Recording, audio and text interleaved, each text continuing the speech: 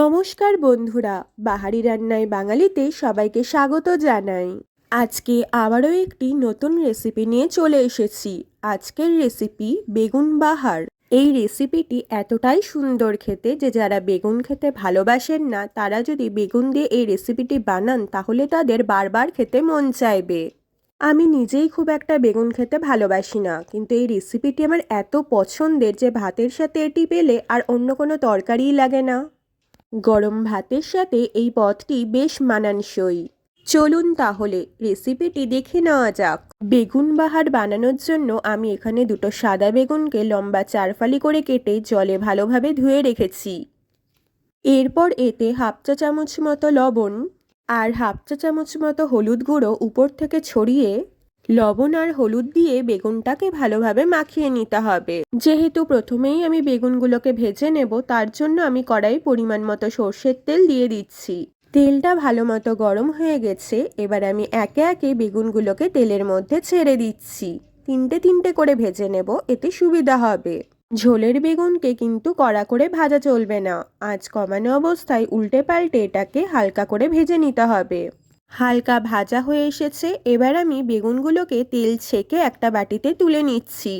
এবার বাকি বেগুনগুলোকেও তেলের মধ্যে একই রকমভাবে ছেড়ে দেব। অবশ্যই আঁচ কমিয়ে বেগুনগুলোকে ভাজতে হবে। দুই পিঠ হালকা ভাজা হয়ে এলে ভালোভাবে তেল ছেঁকে বাটিতে তুলে নিলাম। এবার আমি বেগুন ভাজার ওই তেলের মধ্যেই ফোড়ন হিসেবে একটা তেজপাতা, 3 টুকরো দারচিনি আর 3টে ফাটানো এলাচ দিয়ে দিলাম। আর অল্প পরিমাণ একটু মৌরি দিয়ে দিচ্ছি। ফোড়নগুলোকে হালকা ভেজে নিয়ে আমি প্রথমেই দুটো পেঁয়াজ কুচি দিয়ে দিলাম। পেঁয়াজের কাঁচা গন্ধটা যাতে চলে যায় তার জন্য প্রথমেই পেঁয়াজটাকে হালকা ভেজে নিতে হবে। পেঁয়াজটা মোটামুটি ভাজা হয়ে এসেছে। এবার আমি 1 টেবিল চামচ মতো পেঁয়াজ বাটা দিয়ে দিচ্ছি। সেই সাথে 1 চা চামচ রসুন বাটা আর 1 চা চামচ আদা বাটা দিয়ে দিলাম।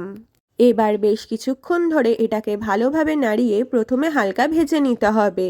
ভাজাটা মোটামুটি হয়ে এসেছে। এবার আমি একে একে গুঁড়ো মশলাগুলো দিয়ে দেব। প্রথমেই আমি 1 চা চামচ মতো ধনে গুঁড়ো দিয়ে দিচ্ছি।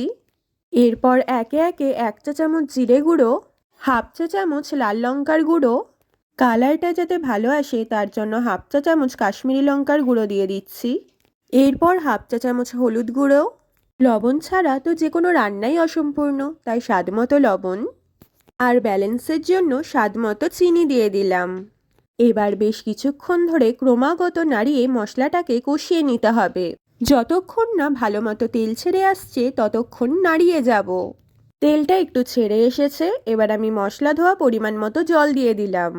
এবার বেশ ভালোভাবে এটাকে একটু নাড়িয়ে নিয়ে ঢাকা দিয়ে আঁচ কমিয়ে মাত্র 2 মিনিটের জন্য রেখে দিলাম। আমি একটা বাটিতে হাফ কাপ মতো টক দই নিয়ে ভালোভাবে ফেটিয়ে রেখেছি। এবার এর মধ্যে হাফ চা চামচ কর্নফ্লাওয়ার দিয়ে ভালোভাবে দইয়ের সাথে কর্নফ্লাওয়ারটাকে গুলে নেব। এই কর্নফ্লাওয়ার ঝোলটাকে ঘন করতে সাহায্য করবে। 2 মিনিট পর ঢাকা খুলে দেখলাম তেলটা ভালো মতনই ছেড়ে এসেছে।